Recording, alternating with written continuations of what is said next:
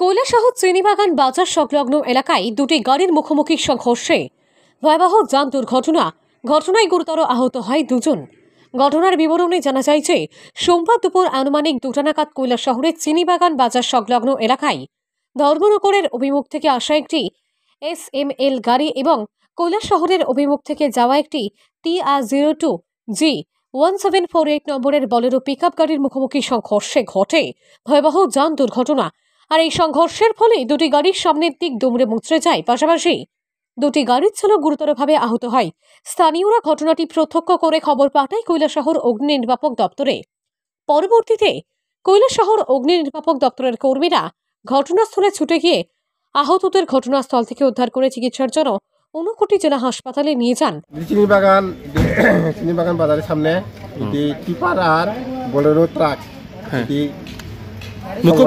মুখোমুখি সংঘর্ষ। কয়জন আহত? দুইজন আর ড্রাইভার নাম জানেন? দুনো গাড়ির ড্রাইভার?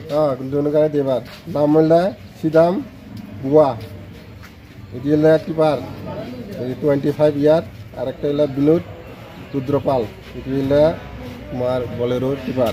তার অবস্থা কেমন? তার অবস্থা মোটামুটি। সংবাদ লেখা পর্যন্ত আহতরা সংকটজনক অবস্থায় ঊনকোটি জেলা হাসপাতালে চিকিৎসাধীন রয়েছে। Bureau report, KCP live.